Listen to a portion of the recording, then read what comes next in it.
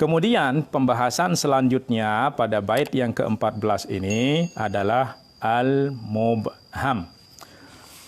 Qala an-nazimu wa mubhamun ma fihi rawin lam yusam. Bahwa hadis mubham adalah hadis yang terdapat di dalamnya perawi yang tidak disebutkan namanya. Maka wa mubhamun minal hadithi huwa ma ay al hadithu alladhi fihi rawin lam yusam ay lam yusarrah bismihi. Maka hadis mubham adalah hadis yang di dalamnya terdapat atau di dalam mata rantainya terdapat perawi yang tidak disebutkan namanya. Ka'an rajulin aw imra'atin aw ba'dihim aw ba'dhin nasi aw syaikhin aw nahwiha. Ya, seperti perawi mengatakan sami'tu rajulan yaqulu haddatsana fulan dan seterusnya. Aw haddatsatni imra'atun min ahli al-qaryah. Aw qala ba'duhum ya, au an ba'dhin nas au an syaikhin, ya maka ini dikatakan sebagai hadis yang mubham. Kenapa? Karena di dalam perawinya ada perawi yang tidak disebutkan namanya. Taib. Wa qad yaqa'u al-ibhamu fis sanad. Ibham ini ya, fulan yang mubham bisa jadi terdapat di dalam mata rantai, di dalam sanad. Ka'an yakuna ba'du ruwatihi ghayra musarrahin bismihi. Yaitu salah satu perawinya ada yang tidak disebutkan namanya. Wa qad yaqa'u fil matni. Terkadang ibham ini ya, ibham ini bisa terjadi pada matan. Jadi ada mubham di dalam sanad dan ada mubham di dalam matan. Mubham di dalam matan itu misalnya seorang sahabat famandunahu atau tabi'in mengatakan ja'a rajulun ilan nabiy sallallahu alaihi wasallam atau sa'ala rajulun an-nabiy sallallahu alaihi wasallam wa nahwuhuma. Nah, maka ini ibhamnya tidak terdapat di dalam sanad, tetapi terdapat di dalam kandungan matan. Ya, ja'a rajulun, seorang lelaki datang kepada Nabi. Siapa? Tidak diketahui. Aw sa'ala rajulun an-nabiy sallallahu alaihi wasallam. Seorang lelaki bertanya kepada Nabi sallallahu alaihi wasallam. Ini sudah masuk di dalam kandungan hadis, masuk di dalam konten ya, matan hadis.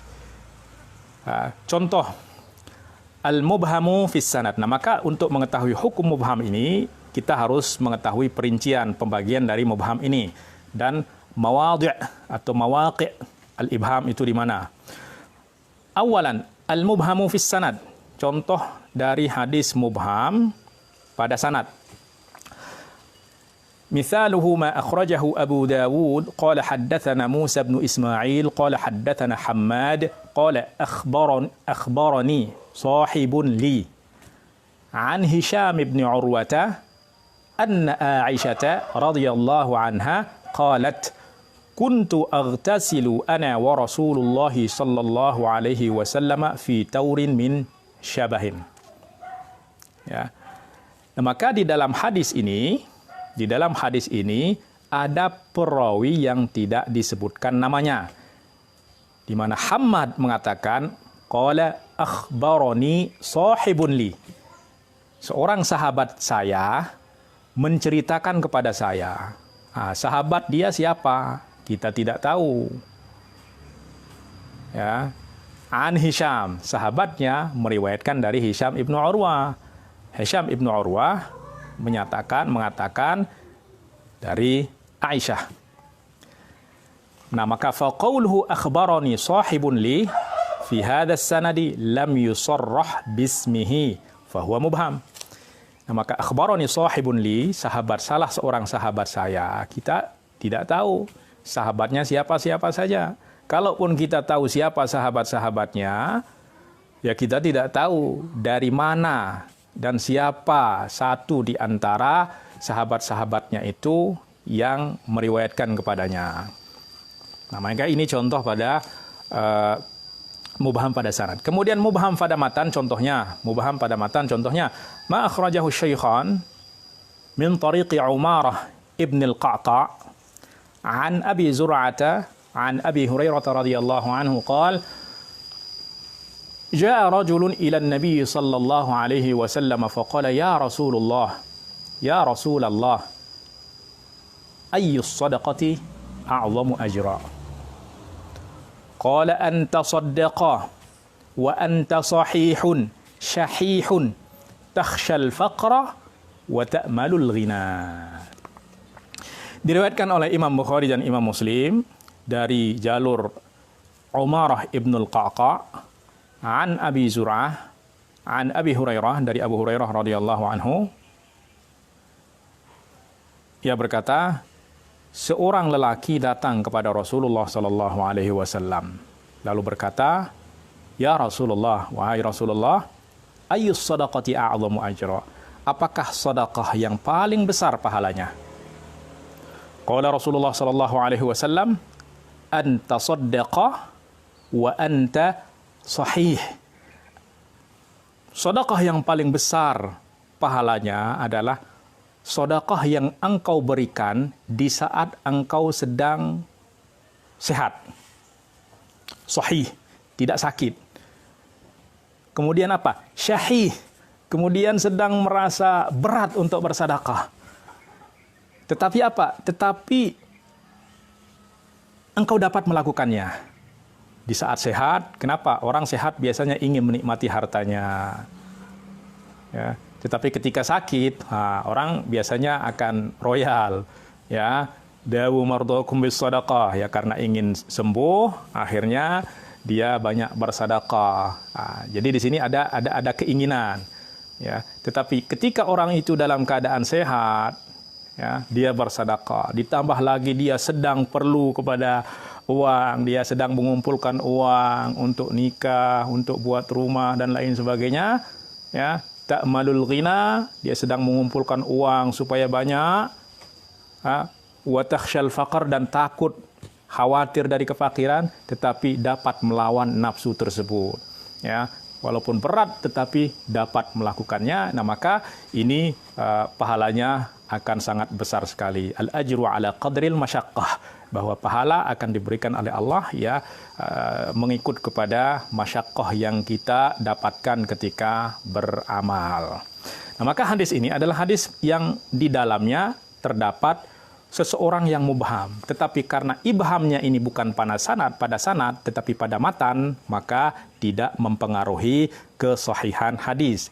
Kenapa? Karena yang menentukan matan itu sahih, ya, artinya validitas nisbatnya kepada Rasulullah Sallallahu Alaihi Wasallam itu adalah sanad. Ya, sementara matan itu sudah ya, yang ingin dibuktikan kesahihannya itu adalah matan, ya, melalui sanad. Nah, ibham ini ada di dalam matan, ya, ada di dalam matan. Karena yang penting di dalam matan itu adalah kandungannya. Ya, sementara adanya orang yang tidak disebutkan namanya itu tidak berpengaruh, tidak berbahaya. Nah, maka berdasarkan kepada dua pembagian mubham ini, kita masuk pada pembahasan selanjutnya, yaitu apa hukum hadis mubham. Baik. Taqaddama anna al-ibham qad yaqa'u fis sanadi wa qad yaqa'u fil matn. Nah, sebelumnya tadi kita sudah jelaskan bahwa ibham ini bisa terjadi pada sanad atau pada matan. Nah, yang akan menentukan hukumnya adalah ibham itu ada di mana. Baik. Yang pertama, ammal awwalu wa huwa ma yaqa'u fil isnadi fa fihi thalathatu halat. Nah, ini yang harus kita ketahui, bahwa tidak serta-merta ketika ada hadis mubham, ketika ada sanad mubham, langsung kita mengatakan hadisnya dhaif. Tidak, kita harus melihat tiga halah ini. Yang pertama adalah an yazulal ibhamu wa yu'rafu ismu dzalikar rawil mubham bimaji'ihi musarrahan bihi fi tariqin akhar. Ya. Yang pertama, ada ibham di dalam sanad, tetapi ibhamnya ini terangkat, hilang. Artinya apa? Orang yang tidak disebutkan namanya ini, ternyata di dalam riwayat lain namanya disebut. Ya. Misalnya saya mengatakan, an rajulin an Ahmada. Kemudian di dalam riwayat lain disebutkan bahwa rajul ini adalah Muhammad misalnya, seperti yang contoh yang akan disebutkan nanti. Ya. Nah, faida tabayyana, ternyata apabila orang yang disebutkan namanya, orang yang di dalam satu sanad ini mubham, tetapi di dalam sanad lain ia disebutkan namanya, dan ternyata orang tersebut adalah orang yang siqah, maka apa hukumnya? Fa innahu yuhtajju bihi, maka hadisnya dihukum sebagai hadis yang sahih. Ya, hadis itu dihukum sebagai hadis yang sahih. Kenapa? Karena namanya itu sudah disebutkan di dalam sanad lain. Wala khilafa fi dzalika, dan tidak ada khilaf di antara ulama tentang hukum hadis mubham yang jika jaa musarrahan bihi fi tariqin akhar, jika disebutkan namanya di dalam sanad lain. Baik. Misaluhu, contohnya, ma akhrajahu Ahmad qala haddatsana Sufyanu 'anil Hajjaj ibn Furafisata an rajulin an Abi Salamata an Abi Hurairah radhiyallahu anhu qala Rasulullah sallallahu alaihi wasallam innal mu'mina ghirrun karimun wa innal fajira khibbun laimun. Baik. Contohnya adalah hadis yang diriwayatkan oleh Imam Ahmad.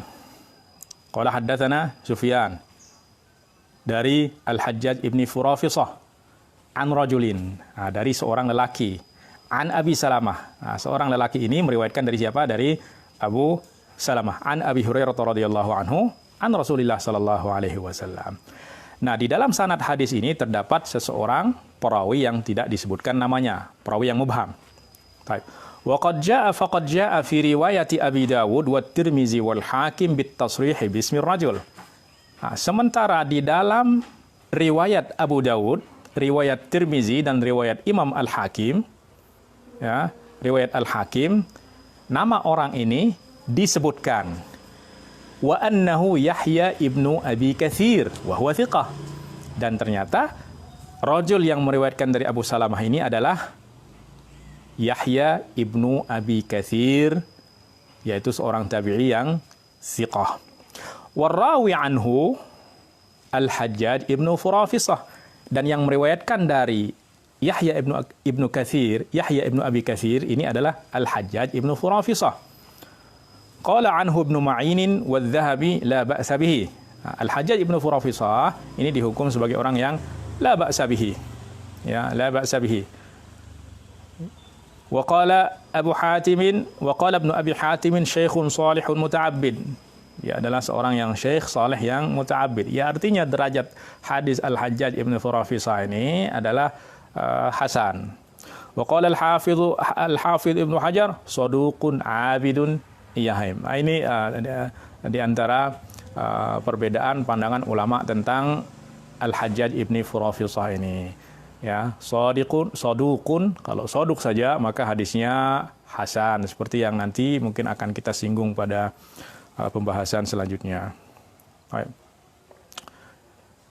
Oke, kalau kita mengambil hukum Al-Hafidz Ibnu Hajar yaitu sadukun iyahim, ya maka ini bisa hadisnya akan turun derajatnya menjadi hadis yang dhaif, ya, karena iyahim ini artinya dia ada kekeliruan di dalam riwayatnya.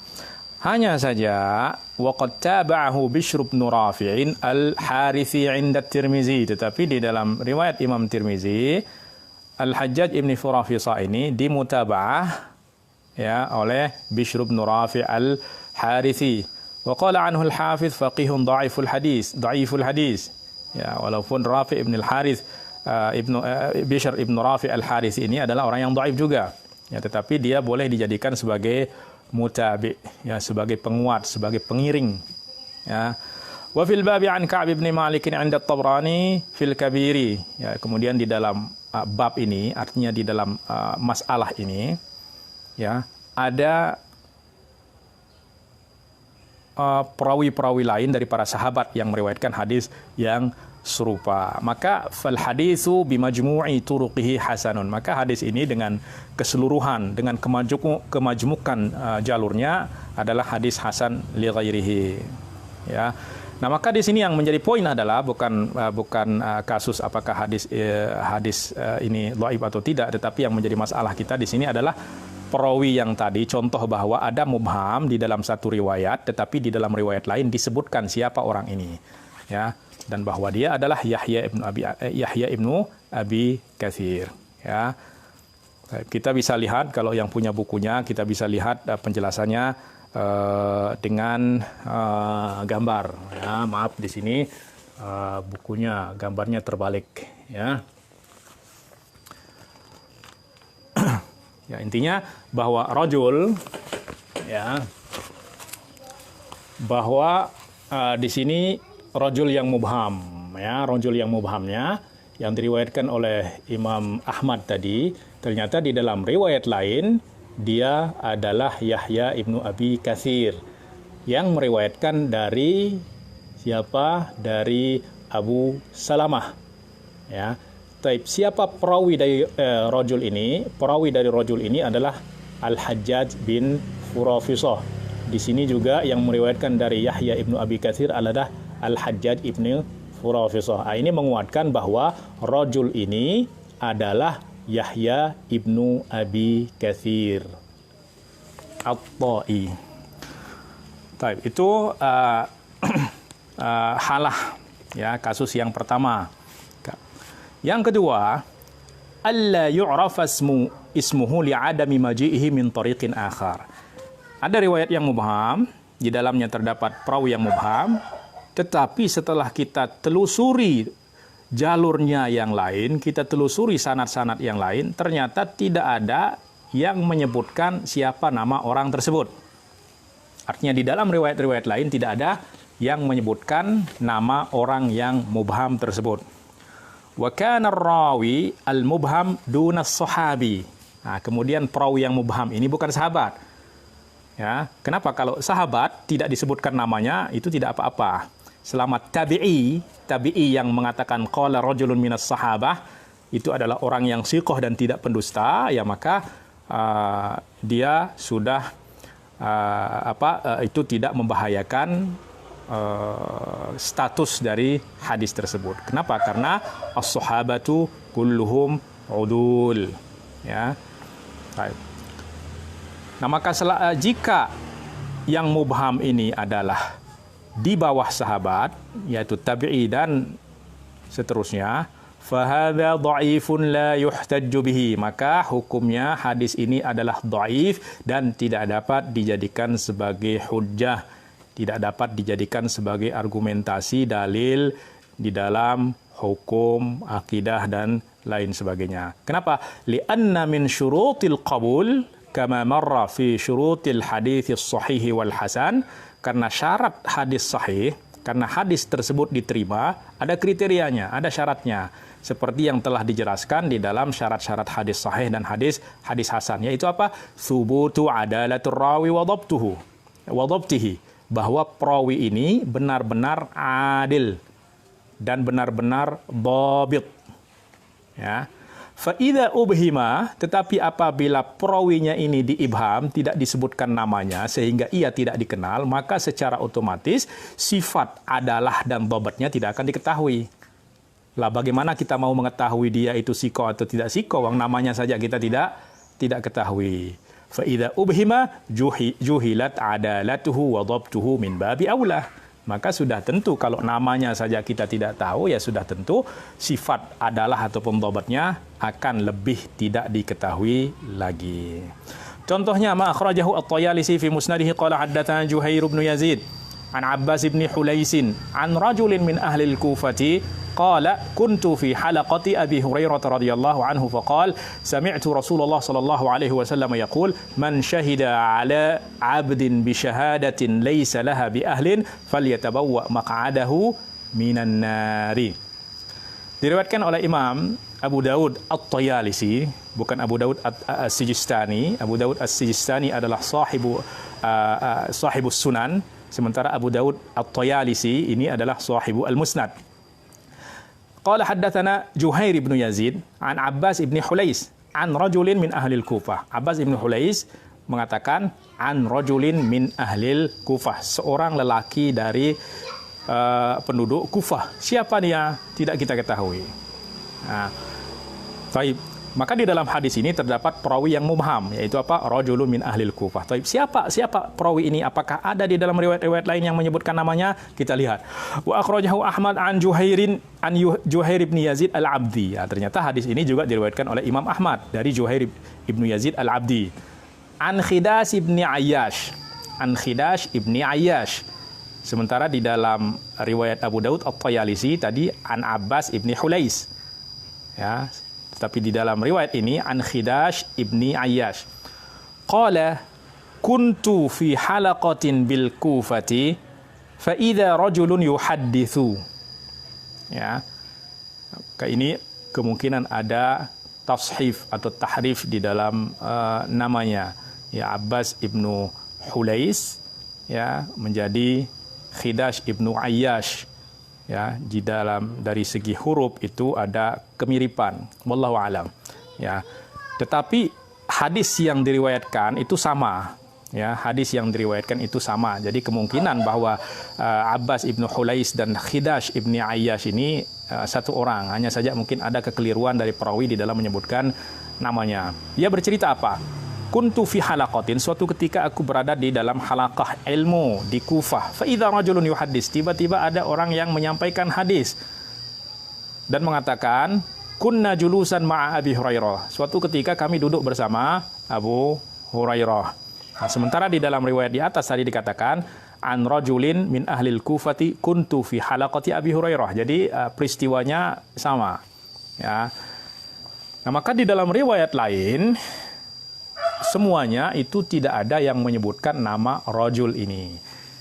Dan rajul ini bukan di dalam generasi sahabat. Nah, maka ini akan sangat berpengaruh ya di dalam kesahihan, akan sangat mempengaruhi status sanad hadis ini. Ya, nah maka hukum hadis ini adalah apa? Hadisnya adalah dhaif. Sebabnya apa? Ada perawi yang mubham dan tidak disebutkan namanya di dalam pada jalur yang lain. Ya. Baik. Kemudian yang ketiga, an yakunal mubhamu sahabiyan. Nah, yang ketiga adalah mubhamnya ini adalah sahabat. Dari perawi hingga tabi'in semuanya disebutkan namanya. Kemudian tabi'i mengatakan an sahabati Rasulillah sallallahu alaihi wasallam, dari seorang sahabat. Ya, tidak disebutkan namanya. Nah, contohnya apa? Kan yaqulat tabi'i thiqah, misalnya seorang tabi'i yang thiqah mengatakan an rajulin minas sahabah. Ya, aku mendengar atau aku mendapatkan berita dari seorang sahabat. Atau aku mendengar dari seorang sahabat tanpa menyebutkan namanya. Qala Rasulullah sallallahu alaihi wasallam au nahwu dzalika fa hadza maqbulun 'indal jumhur. Apa hukum hadis ini? Hadis ini hukumnya maqbul 'indal jumhur selama di dalam sanadnya tidak ada masalah. Ya, tapi itu bukan pembahasan kita. Pembahasan kita adalah pada masalah ibhamus sahabah ini, memubhamkan, tidak menyebutkan nama sahabat. Selama tabi'i yang mengatakan an rajulin minas sahabah ini adalah orang yang thiqah, ya maka tidak masalah sahabat itu tidak disebutkan. Ya. Wadzalika, kenapa? Wadzalika kama qala al-Hafidz Ibnu Hajar. Ya, mohon maaf tadi koneksinya terputus. Yang ketiga adalah apabila mubhamnya adalah sahabat. Ya. Maka para jumhur mengatakan bahwa apabila mubhamnya adalah sahabat, maka hadis tersebut adalah hadis yang makbul. Ya. Karena para sahabat seperti kata Al-Hafidh Ibnu Hajar, udulun kulluhum, semuanya adalah orang-orang yang udul, orang-orang yang adil yang telah ditakdil oleh Allah dan Rasulullah sallallahu alaihi wasallam. Fala tadurrul jahlu bi a'yanihim, maka a'yan mereka itu tidak apa-apa diketahui. Artinya tidak diketahui namanya itu tidak apa-apa. Nassu alaihi al-Imam Ahmad fi riwayat al-Athrami anhu wa bihi jazama a'immatul hadis. Dan itu yang di tamsis yang disebutkan oleh Imam Ahmad di dalam riwayat Al-Athram darinya. Kemudian itu juga pendapat itu yang dijazam, dipastikan oleh ulama-ulama hadis, ulama usul, wala yattajihu fihi khilaf, dan tidak ada khilaf yang muttajih di dalam masalah ini. Ya, contohnya ma akhrajahu Muslimun min tariq az-Zuhri an Abi Salamah wa Sulaiman ibn Yasar maula Maimunah zaujin Nabi sallallahu alaihi wasallam an rajulin min ashabi Rasulillah sallallahu alaihi wasallam min al-ansar anna Rasulullah sallallahu alaihi wasallam aqarra al-qasamata ala ma kanat alaihi fil jahiliyah. Nah, maka di dalam hadis ini ada sahabat yang tidak disebutkan. Siapa yang meriwayatkan darinya? Yaitu dua orang, yaitu Abu Salamah adalah seorang tabi'i yang fiqh, kemudian Sulaiman ibnu Yasar maula Maimunah zaujin Nabi sallallahu alaihi wasallam. Dia mengatakan apa? An rajulin min ashabi Rasulillah sallallahu alaihi wasallam, dari seorang sahabat Rasulullah sallallahu alaihi wasallam dari kaum Ansor. Ya, nah maka hadis ini ya ada perawi yang ada sahabat yang mubham, ya maka itu tidak mempengaruhi status kesahihan hadis ini. Oleh sebab itu diriwayatkan oleh Imam Muslim. Kedua, wa huwa an yaqa'a al-ibhamu fil matniyah. Itu semuanya tadi semuanya itu terletak, ibhamnya itu terletak pada sanad. Ya, pada sanad saya ringkas sekali lagi bahwa yang pertama terletak pada sanad, ada rawi yang mubham tetapi di dalam riwayat lain disebutkan namanya. Ya. Kemudian yang kedua, ada perawi yang mubham, setelah kita telusuri riwayat-riwayat lain ternyata tidak ada yang menyebutkan namanya. Maka ini sudah pasti dhaif. Ya. Kemudian yang ketiga, perawi yang mubham itu adalah sahabat. Maka ini tidak ada masalah. Ya. Kalau yang kedua itu sudah pasti dhaif. Ya, tapi yang kedua ini akan bergantung kepada baqiyatur rijal. Nah, kemudian yang kedua yaitu apa? An yaqa'al ibhamu fil matn. Sekarang masuk pada mubham yang ada di dalam matan. Ya, contohnya adalah seperti yang disebutkan tadi di awal, yaitu ja'a rajulun ila Nabi sallallahu alaihi wasallam faqala ya Rasulullah ayyus sadaqati a'zamu ajran. Ya. Fala khilafa, maka hukumnya apa? Fala khilafa fi jawazil istidlal bihi, maka tidak ada khilaf di dalam kebolehan kita menggunakan hadis tersebut sebagai landasan dalil. Madama mustawfiyan li sifatil qabulil masyrutah fi sihhati wal husni. Selama memenuhi kriteria hadis yang diterima seperti yang disyaratkan pada hadis yang sahih dan hadis yang hasan. Taib tambih, al-mubhamu fannun fi ghayatil ahammiyati bin nisbati li'ulumil hadis. Di sini ada mulahadzah penting bahwa masalah mubham, ya, pembahasan tentang mubham ini adalah suatu disiplin di dalam ilmu hadis yang sangat perlu untuk diketahui. Kenapa? Lianna ma'rifata hadzal mubham idza kana fil isnadi yatawaqqafu 'alaihi at-tashih wa at-tad'if. Ya, karena mengetahui masalah ini akan menentukan hukum hadis tersebut. Ya, apakah dhaif atau tidak. Ya, artinya apa? Kalau kita tidak tahu masalah ibham ini, ketika kita menemukan ada sanad yang mubham, kita akan langsung mengatakan oh berarti sanadnya dhaif. Nah, tetapi kalau kita mengetahui bahwa ternyata jika yang mubham ini disebutkan di dalam jalur lain, ya maka itu akan sangat mempengaruhi, bahkan akan dapat menjadikan hadis ini menjadi hadis yang sahih. Nah, lianna ma'rifata hadzal mubham idza kana fil isnad yatawaqqafu 'alaihi at-tashih wa at-tad'if. Kenapa? Karena mengetahui mubham ini jika ia berada pada sanad itu akan sangat menentukan sekali kesahihan atau kedhaifan sanadnya. Wal qabul war rad, apakah hadis ini diterima atau tidak. Fala budda minal bahthi anhu. Maka harus kita cari. Tidak cukup hanya melihat kepada satu sanad menemukan ada perawi yang mubham langsung kita katakan hadisnya dhaif. Kenapa? Karena ada perawi yang mubham. Tidak. Kita harus mencari jalur lain, mungkin di dalam jalur lain, di dalam thariq yang lain itu ada yang menyebutkan nama orang ini. agar kita dapat mengetahui bahwa orang ini thiqah atau tidak thiqah, adal atau tidak adal, dhabit atau tidak dhabit. Wa qad ya'ti mubhaman fi tariqin wa yubayyanu fi tariqin akhar. Sebab banyak sekali kasus yang terjadi bahwa di dalam satu sanad ada orang yang mubham, ternyata disebutkan namanya di jalur lain. Ya. Walidzalika i'tana al-ulama bi bayani ma ubhima min ar-ruwat. Oleh sebab itu para ulama, karena masalah ini adalah masalah yang sangat penting sekali, mereka banyak membahas tentang permasalahan ini, bahkan tidak sedikit dari mereka yang mengarang buku khusus pembahasan tentang perawi-perawi yang mubham. Wa qad sannafu fihi kutuban katsirah. Ahammul mu'allafat fil mubham. Apa saja kitab-kitab yang boleh menjadi rujukan di dalam masalah mubham ini, perawi yang mubham? Yang pertama adalah ada kitab yang ditulis oleh Imam Al-Khatib Al-Baghdadi bernama Al-Asma'ul Mubhamah fil Amba'il Muhkamah. Itu lil Khatib Al-Baghdadi. Beliau menyebut nama-nama mubham. Mubham ini ada perawi yang mubham, siapa dia, itu ditelusuri oleh Imam Al-Khatib. Kemudian Al-Isyarat ilal Mubhamat, itu lil Imam An-Nawawi. Beliau membahas tentang perawi-perawi yang mubham. Ya, ikhtasarahu min kitabil Khatib, yang sebenarnya Al-Isyarat ilal Mubhamat ini adalah ringkasan yang dibuat oleh Imam Nawawi terhadap kitab Al-Khatib yang disebutkan tadi. Kemudian Ghawamidul Asma'il Mubhamah. Ya, nama-nama mubham yang ghamid. Itu ditulis oleh Imam Bashkuwal. Qala al-Hafidz as-Sakhawi fi Fathil Mughith wa huwa ajma'uha. Artinya yang paling menghimpun masalah mubham ini, yang paling komprehensif, yang paling sempurna ataupun paling cakupannya paling luas adalah kitab Ghawamidul Asma lil Imam Ibnu Bashkawal.